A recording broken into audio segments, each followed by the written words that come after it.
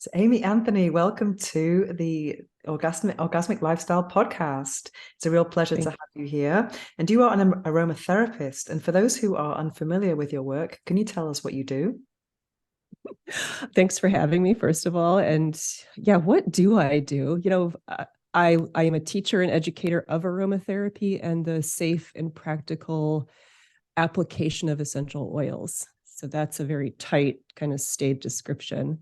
But I love sharing essential oils and kind of myth busting stuff and helping people explore like their sensuality and sexuality and enhancing life with essential oils. Yeah, you mentioned something that really intrigues me just then. Safety. That's something that I have been very confused about. I watched this series on Netflix called Unwell. Have you seen that? Yeah. So Yes. I'm very confused. I mean, it's a very great series because they show both sides of different topics, the good side and the kind of debunk the negative and the good side. And I always wonder, can you ingest essential oils? Because I wouldn't do that personally. I mean, but what would you say as an expert?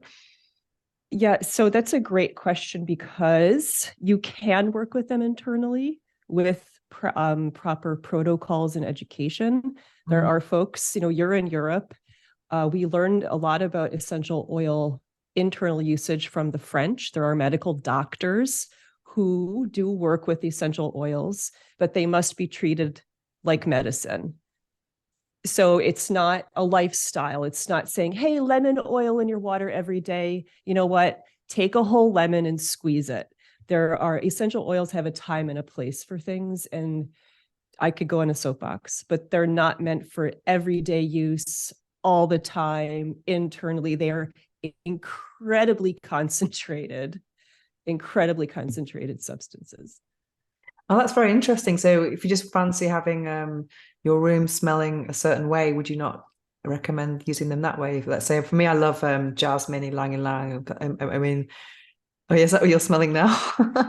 Jasmine, I literally opened a package I got from India right before our conversation. Okay, so I mean, how would you use that then? Because jasmine's also I would assume associated with sexuality, the sacral. Mhm. Yes, very sensual, very sakra. Um, Same with Elon. Elon, just really getting into that flower, the flower of your sexuality. And a bit, what's the word perfumers use? Hypnotic. Okay. But I digress. You were asking about, you know what? Diffusion aromatherapy could be very lovely. So I have in front of me actually a nebulizing diffuser where you don't use water, it's just pure essential oil. And you would put this on a timer, Mm. for like 5 minutes on, an hour off. So if you're looking to work with mood, because essential oils do affect our mood on multiple levels and our state of being, you just want to be mindful that it takes a hell of a lot of plant material to create this. You only need literally one drop of essential oil on a cotton pad and smell that for 3 to 5 minutes. You'll see a change. That's all you need. So it's fine if you want your room to smell like frankincense, like, burn the incense too. So I want to pause. I just said a lot. Mhm. Okay, so it can just be something that can pick up your mood, and but would you say it's an everyday use? But, no. So when I work with somebody, like I just saw a client, it was probably 2 weeks ago when we worked with menopause, Mhm. but I made for her a facial oil Mhm. and a spray. And I gave her a protocol of when to use that and for how long. So Okay. ideally, like with your podcast, you're like looking into lifestyle and it's supporting sensuality, right? It's like we want to support people's love for good food, being in nature, and like ideally essential oils are turned to for, as needed because they are like medicine in that way. So it's not a perfume. Okay, yeah, because that's I've seen a lot of people. I mean, for me, I don't like commercial perfumes. I don't wear deodorant, and I used to, I use coconut oil on my body after a shower, and I used to kind of make these different potions depending on my mood. So would you say that, I mean, let's say if I was feeling like I wanted to seduce, I would make ylang ylang and jasmine and then have that on my over my body. If I was needed to pick me up, maybe some citronella or something like that. Or even that helps with with the mosquitoes in the summer as Yeah. well. Yeah. But I it's mean, not something you should do every day, would you say? Would you say it's just best to just have the coconut oil on alone? let me backpedal a bit because it could be nice to do something for like a month and Hmm. in proper dilution. So when you're working with an aromatherapist or go to the International Federation of Aromatherapists in Europe or the AIA, Alliance of International Aromatherapists, these are regulatory bodies and they have dosage protocols and dilution guidelines. So if you're Okay. like making yourself something, you want to, I'm holding up a 30 mil right here. Uh-huh. I would probably only put 5 drops, excuse me, 5 drops of essential oil into that 30 mil, depending on my intention. So it's really understanding how to apply the oils in that context. So Okay. this is part of that safety aspect of, it takes a ton of rose petals to get about a pound of oil. I don't know the kilos in that, but And also, they can burn you as well if you apply them without the carrier oil. Hmm. yeah, so for sensuality, I pulled some oils here to thinking about sensual living and or the orgasmic lifestyle. Some things that blend really nicely with rose, which can be very self-affirming and Mhm. add some spiciness, is a clove oil Oh, I love or a that. little cinnamon. Cinnamon and rose or clove and rose go so nicely together. You might put another floral in, like jasmine or ylang ylang. So these heating oils can kind of give that kind of rev up that sensuality and they kind of balance the flowers out a little bit. But like clove oil is incredibly heating. It's incredibly antiseptic. It's still used in dentistry as an Oh, analgesic and yeah. an anesthetic. So it's if you put that straight on your skin, you will see your skin get red. And Yeah. it can be very irritating. Like lemon, you mentioned citronella or Yeah. lemongrass. I've gotten that on my lip. I'd like to swear, like, holy, it hurts Yeah. when you get that.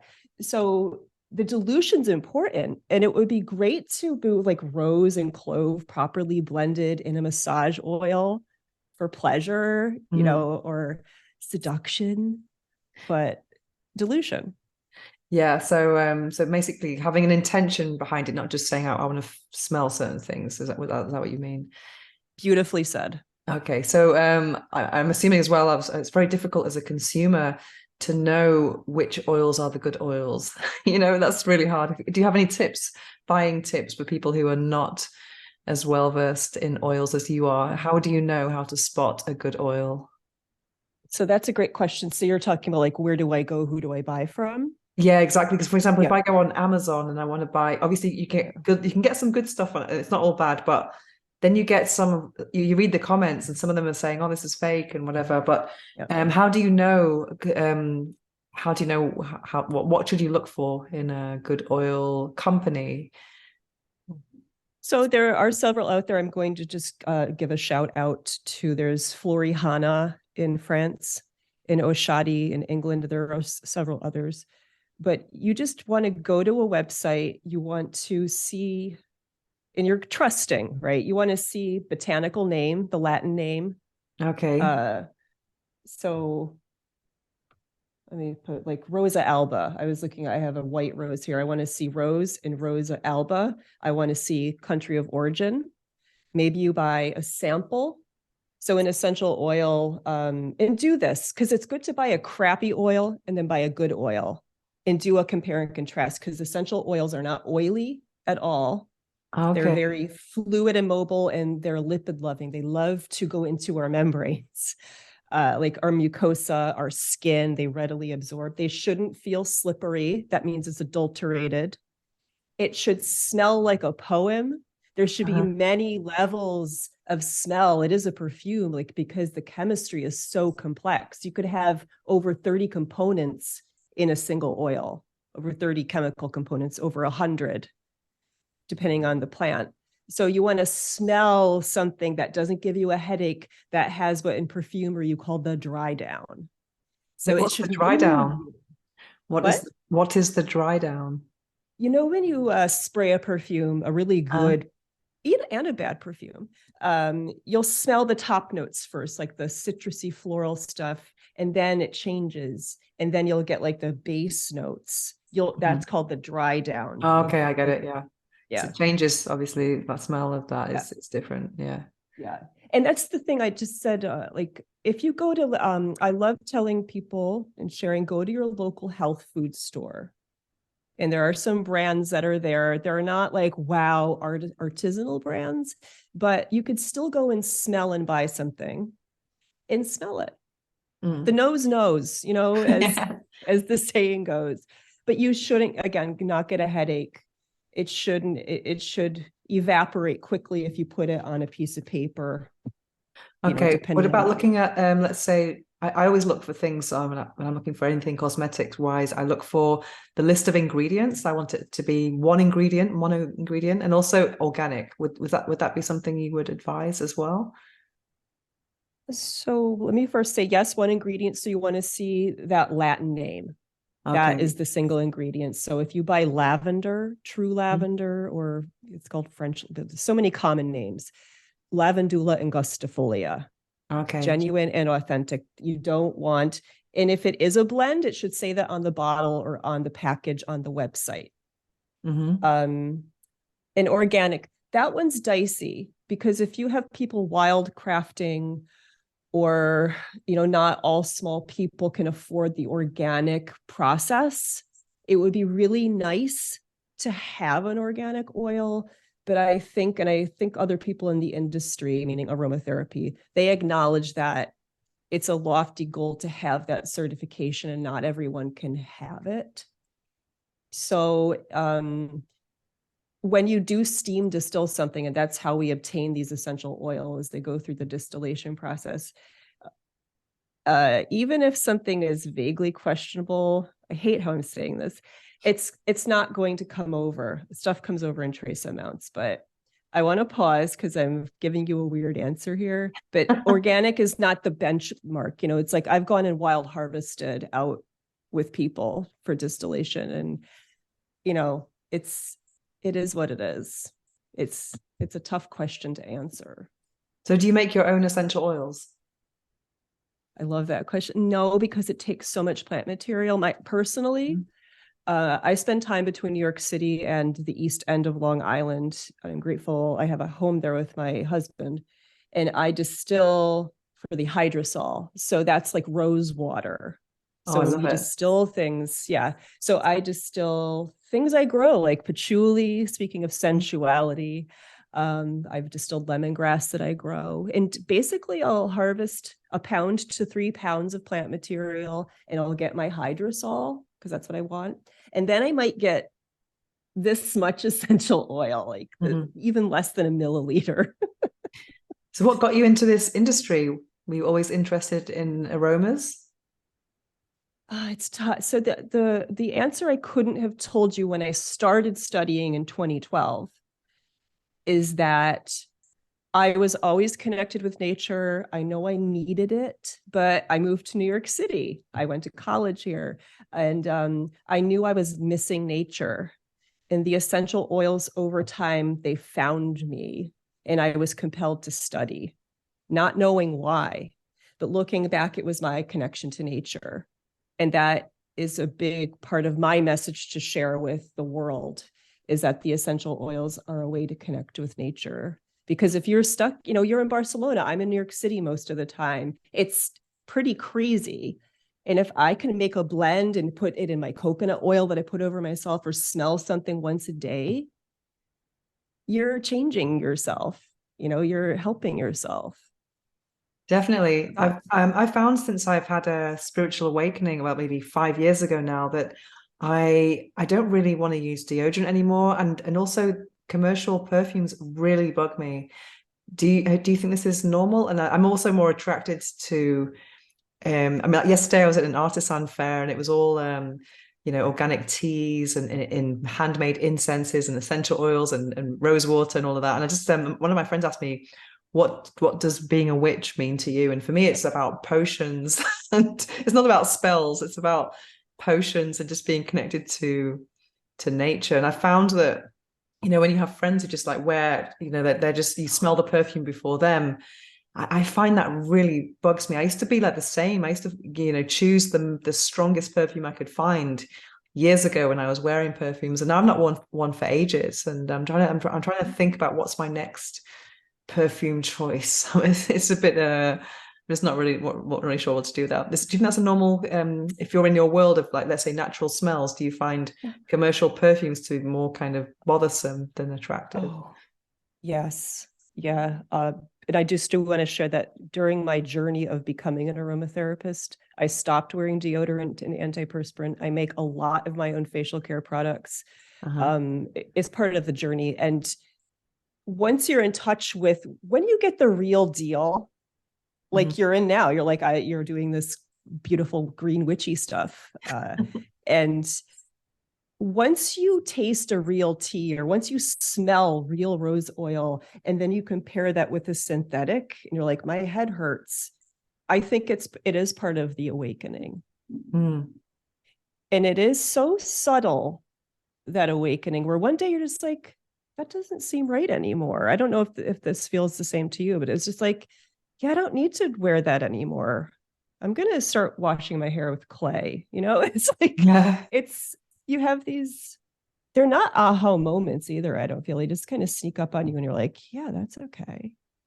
Yeah, exactly. I'm the same. I look for mono ingredients with other things that I use. And also I did start going low poo, with the shampoo like years ago. And also I went through, what telogen effluvium is? It's when you have temporary hair loss, because I had COVID and pneumonia and I was sick, and 3 months later I started shedding my hair like a lot. And I did so much research, and it turns out that rosemary essential oil is better than what they're selling you in the pharmacy. It was incredible, and now I'm enjoying epic hair growth. But it's incredible how the plants can really help.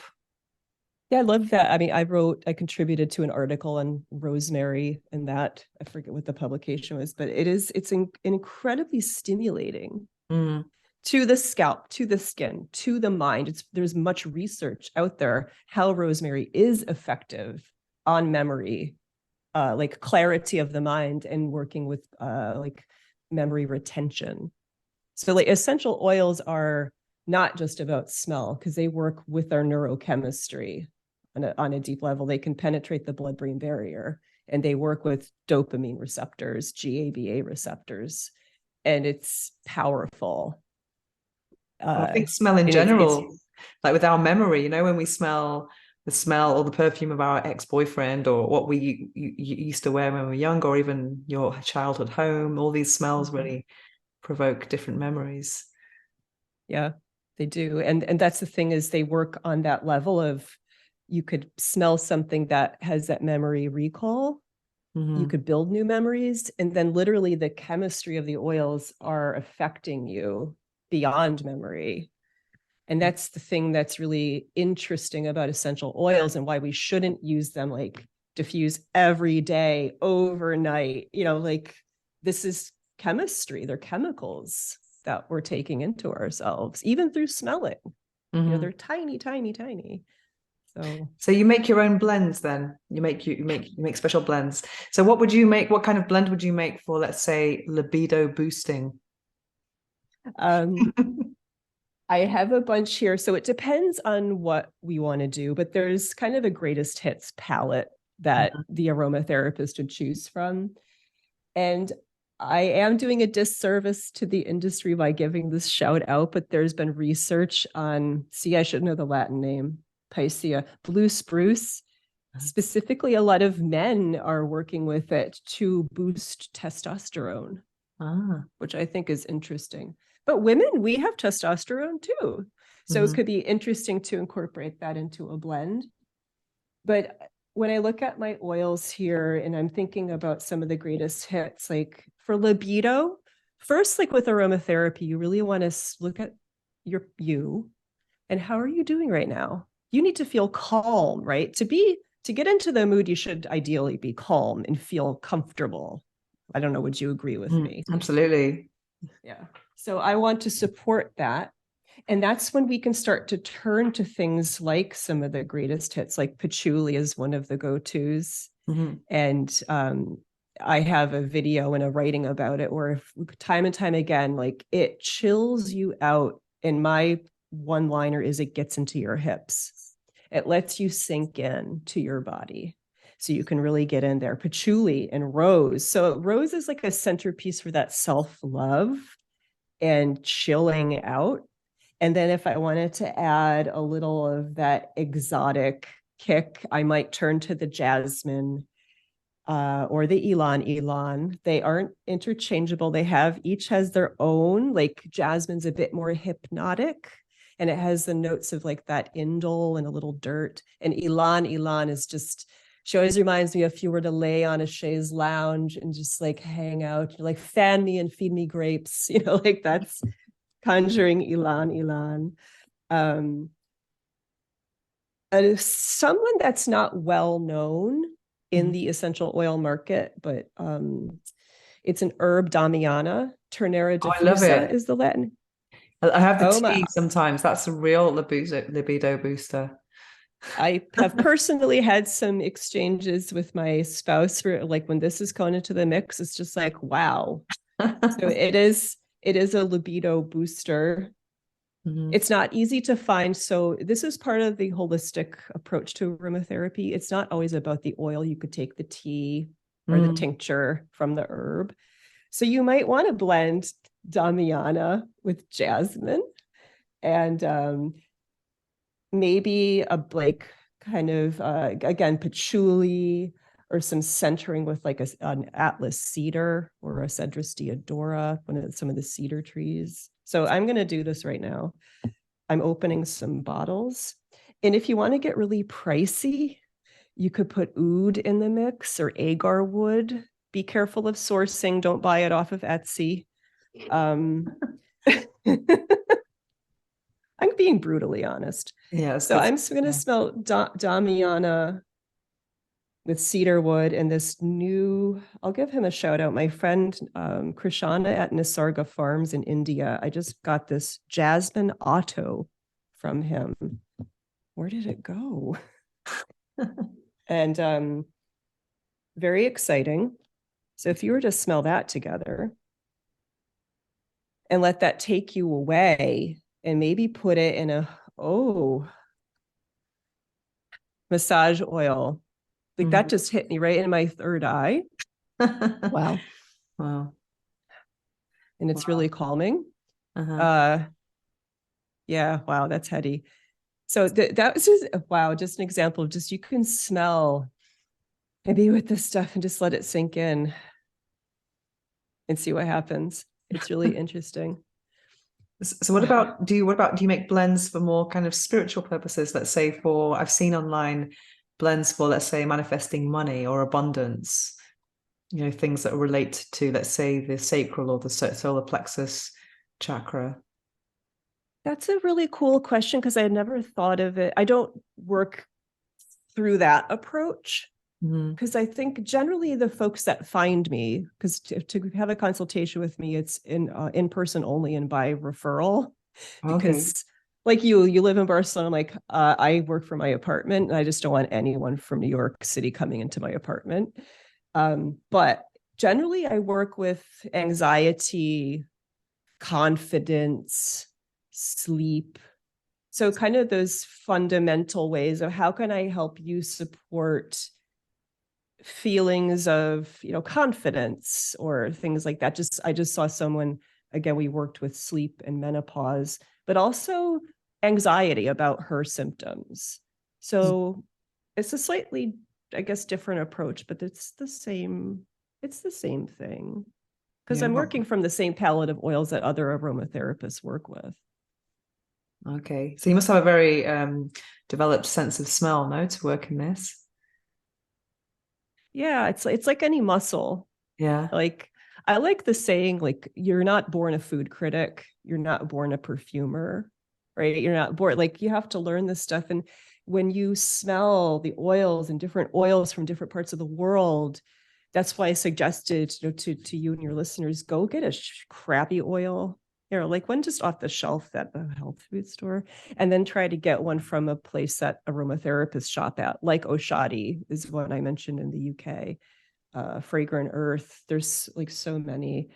By the way, as a side note, if you go to Instagram and go to like the Alliance of International Aromatherapists or the International Federation of Aromatherapists, see who They those follow. people are following. Oh, that's a really good tip. Those are the companies that you want to look to. Mm. Honestly, I'm not bashing Etsy and stuff and Amazon, but don't go there, because so anyway, I got so sidetracked. Bring me back on track. So just learning your sense of smell, but I mean that can be a good thing and it can be a bad thing, I suppose. I mean, when you're inhaling or smelling unpleasant smells, that could maybe bother you more. Would you say it does?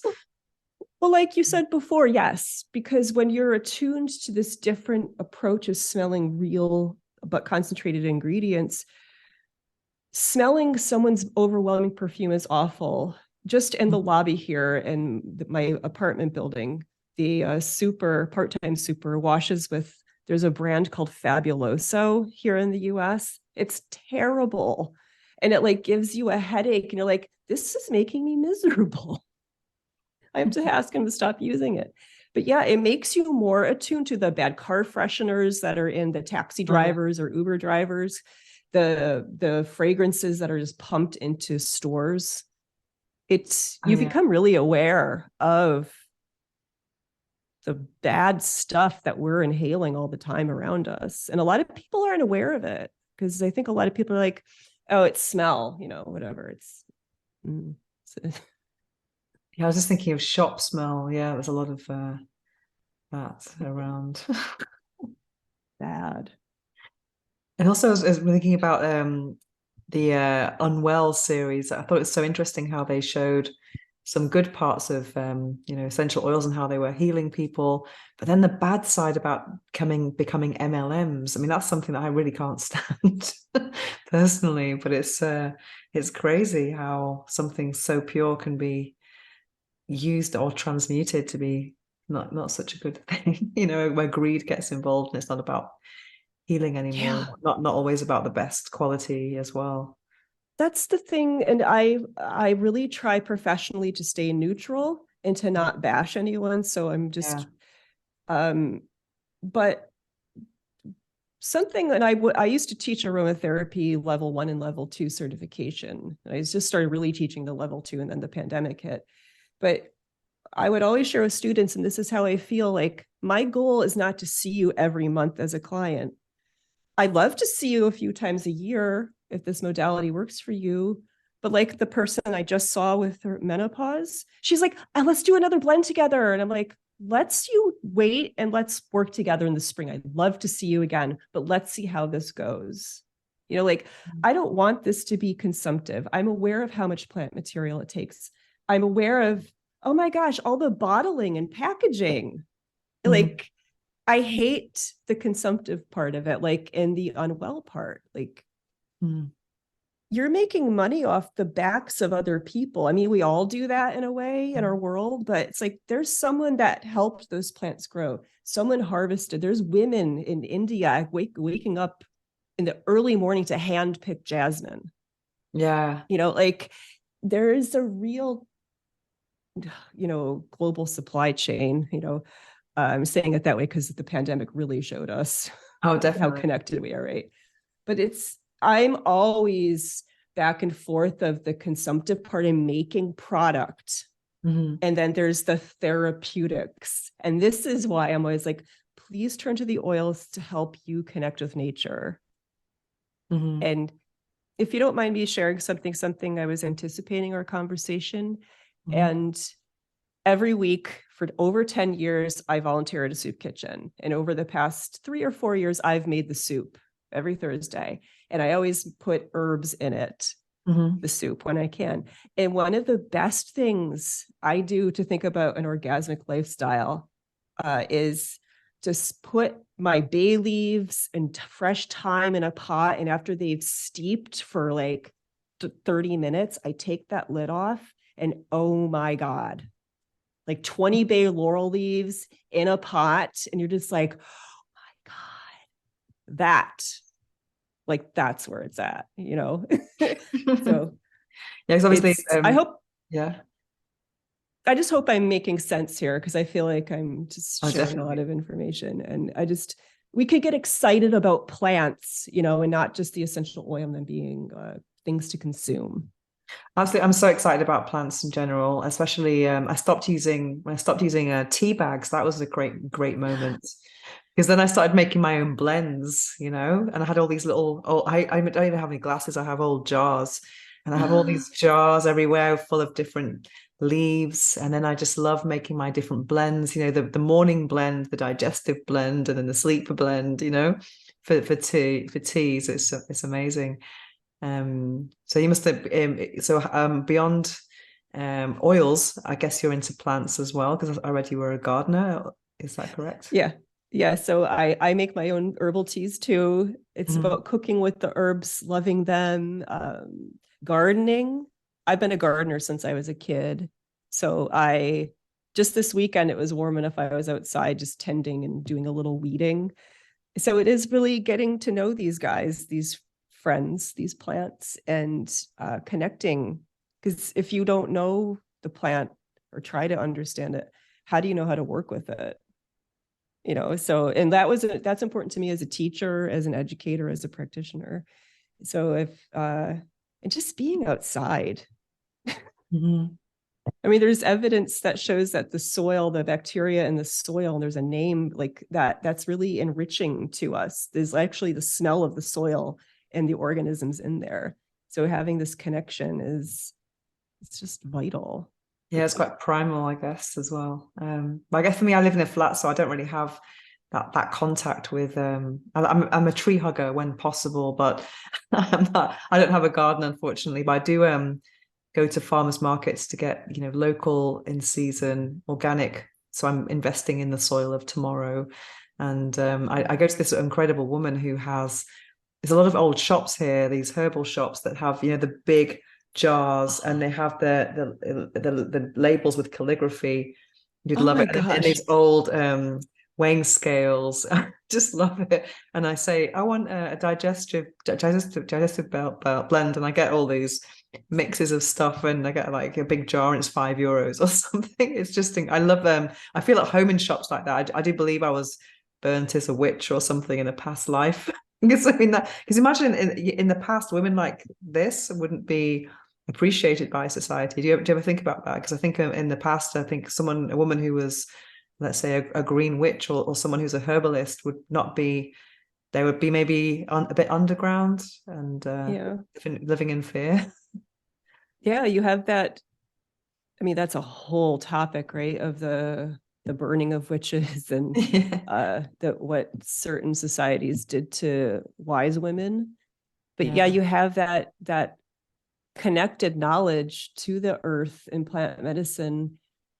And not to get into the whole consumerist capitalism thing, but it's like a lot of this knowledge is free if we're Mhm. paying attention, right? So like we both found our way into this stuff and it's free. And I often feel bad. It's like, why do you want to rip people off and do that MLM stuff? It's like, yeah. But yeah, anyway, to go back to what you're saying, yeah, it's when you have that knowledge, you're a bit of a threat because then that person's selling the snake oil Mhm. or trying to regulate stuff, you're off the radar. Yeah, definitely. Do you have a favorite smell or favorite plant? All, all of All of them. them. So just to go into, I've shared a bunch of oils. I hope this is useful for your listeners, but like I was never connected to clove.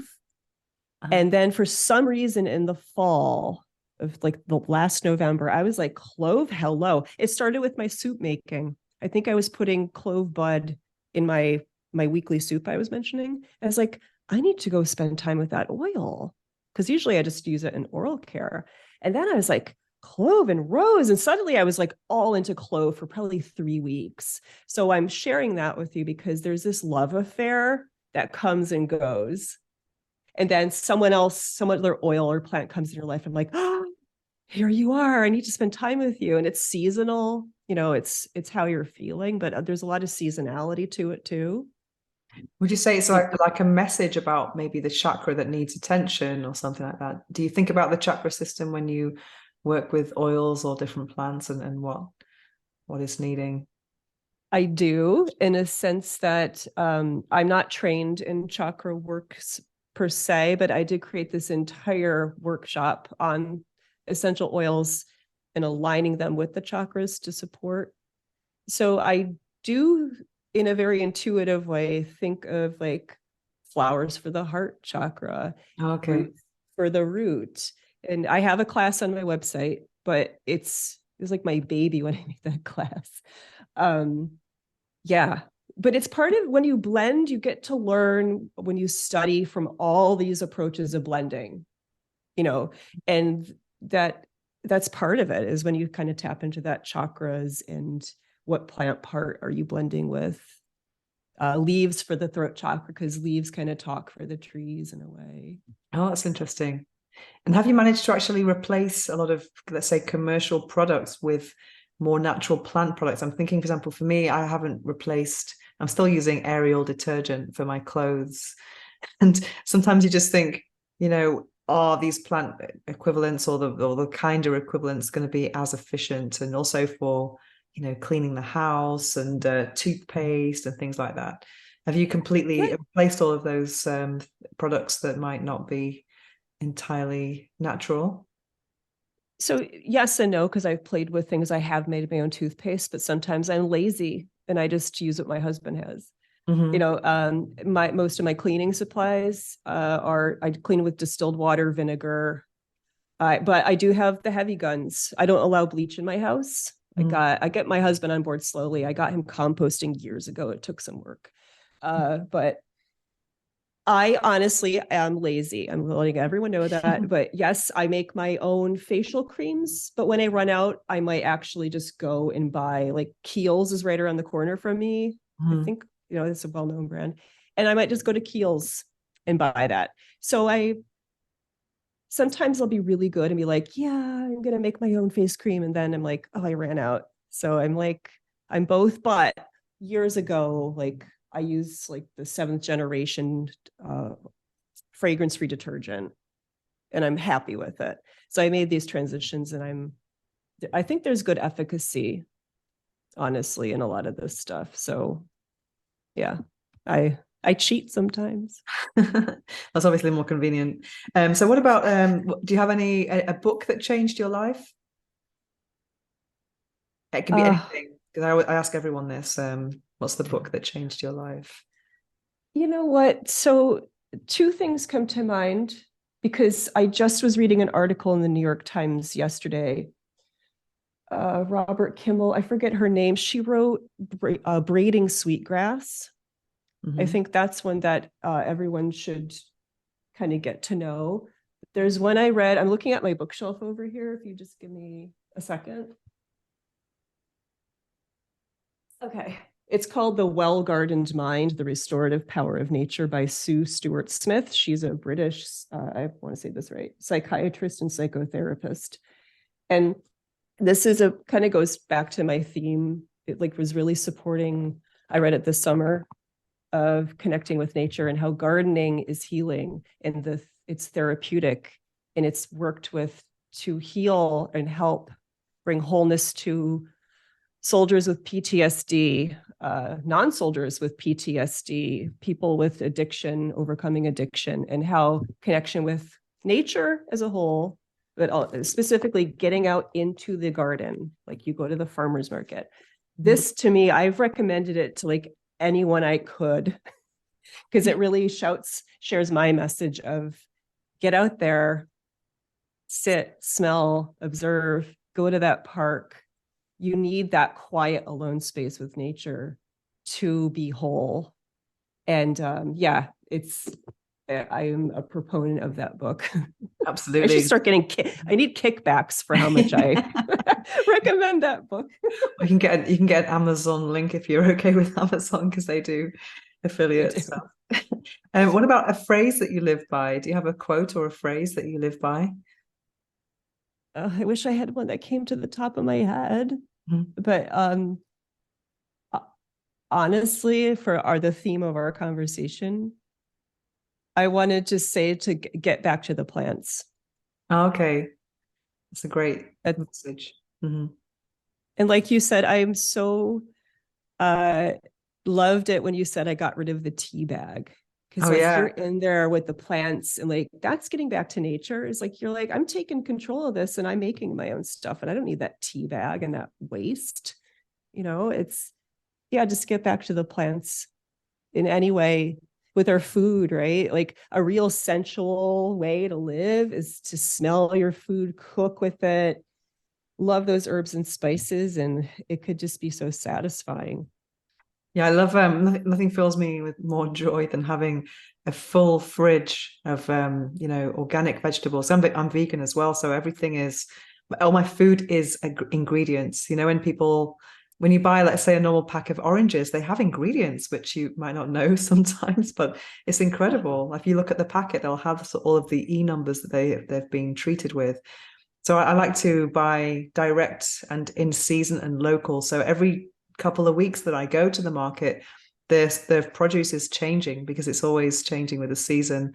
And it's just kind of nice to see what am I going to eat now? And then the pumpkins are going to be finished soon. Then the strawberries will start. And then it's really nice to kind of work with the seasons. And I like to have everything loose in the fridge and there's no ingredients. It's just whole foods. And also buying like nuts and dried fruit. Everything is kind of from source and in my jars that are from old beetroot things. And yeah, Oh it's yeah. just a nice way to live. And I'm trying to spread that message with my content as well to kind of encourage people because people think, oh, it's expensive, but people are spending loads of money on alcohol and things which are not good for them. And I think food is life. And Yeah. yeah. And to be satiated Mm. by real food, like there's something to that, like really satisfying.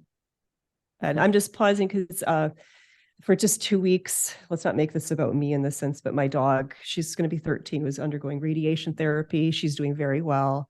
But when I'm alone, I eat vegan and I Uh, like go and buy her lamb, but uh, because she's a dog. But I was going and buying my vegetables. I do get tempeh and I would make myself like a quinoa and baby bok choy and I mm, would sit there and have my delicious vegan food and I sit and it's like it tastes good. It's mm, filling.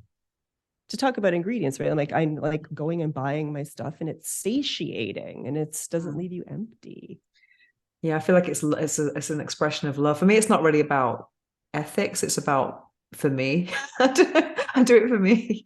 So yeah, I just love the food. I love food. So and I think it's I a love, myth yeah, that people think good it's food. that you're restricting yourself. I think the total opposite. 'Cause the plant world is kind of unknown. I mean, sometimes I see vegetables and fruits that I've never seen before because I grew up in the UK. So some things here in Spain are very exotic for me. I mean, I just discovered last year. Is it called Pattison squash? Do you know? It's a white pumpkin that's got a scalloped edge, and I was like, what is this? And I just love it. I'm going to buy this and then Google and see what I can do with it. Or Romanesco, that weird Yes, it's yes. just like, oh, this looks nice. So I kind of like to buy things that I've never seen before and then just kind of Google and work it out. But it's incredible how abundant the plant world is and so unknown, a lot of these things. Well, they're not so mainstream, you know. I love that you use that word abundance because I Mhm. feel like when we have and work with the essential oils in a very respectful way, Mhm. um, that is abundance. Like Mhm. going to nature, working with the plants, it like to smile, like I'm smiling now. It's like it's just happy and it feels Mhm. good. And abundance doesn't have to mean money and Oh no. spending, right? Mhm. I love it. I mean, for me, it's a full fridge. I love it. I love it too. So where can people find you? And what services Uh, do you offer? Do you offer kind of any kind of virtual remote coaching or what do you do? if Thanks people for are interested in connecting with you, and what services are you offering? Thank you for asking, because I am open to remote work, but I've really decided, I tried it, and I really feel like you need to be here Oh with me yeah, in with a person smell. with the Yeah. oils, and to see your response, and guide you through that process. So my offering is, if you go on, I have a podcast. It's a Mhm. humble podcast, Essential Aromatica. I feature people, and then I do just, I want to make aromatherapy accessible. So I'm every once a month I'm doing my Luna Aroma series to help you connect seasonally with an essential oil, and I have a meditation on my website, NYC Aromatica. I write about plants. Come hang out with me and geek out. I have videos, I have plant profiles, I have free classes like how to diffuse essential oils, how to make your own herbal oil, herbal infused oil, intro to aromatherapy. And what did I just want to share? Something that's really important, because it sounds so silly, but I recently just put up a video on my front page, how to smell an oil, How to sell an oil? how to smell Oh, a an smelling oil. essential oil. Okay.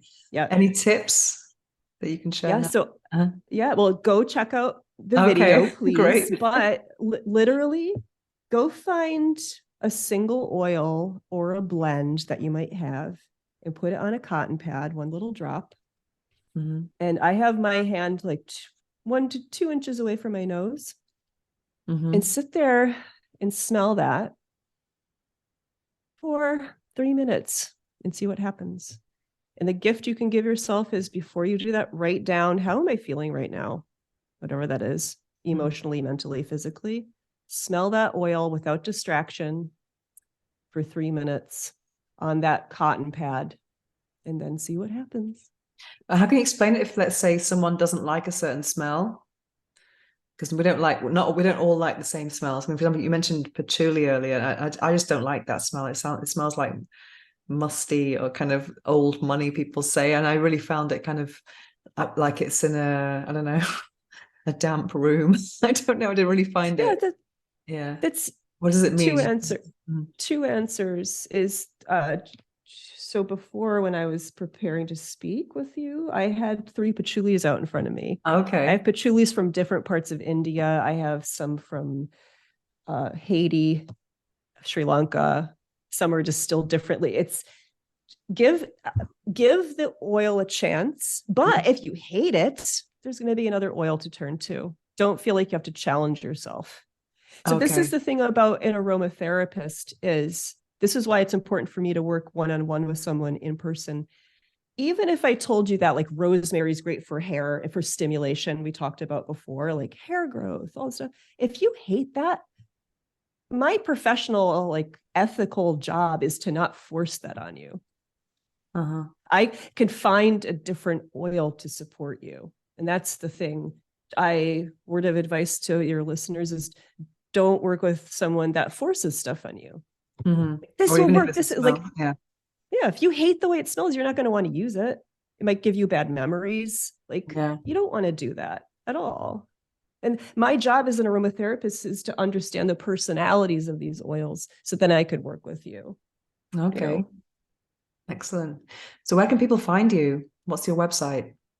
I think excuse me, nycaromatica.com. And that's my Instagram handle as well. So, Okay. Perfect. yeah, Well, thank you so much for this interview. I'm going to be smelling my essential oils now. I was I going to get them love all it. out, but I have a whole basket full of them. But I just thought with the frankincense it would be too much. So I'm I going love it. It's just, I'm going to send you off with parting thoughts of Damiana, to. Okay. Oh, agar wicked. wood, and jasmine. This is a very expensive blend. I know jasmine's so expensive. Yeah. But remember, Yeah, that's the one but it's thing, as worth it. parting Yeah. thought. It's so concentrated, you only need that one drop. Okay. So that's the thing, is it's very powerful in that way. Perfect.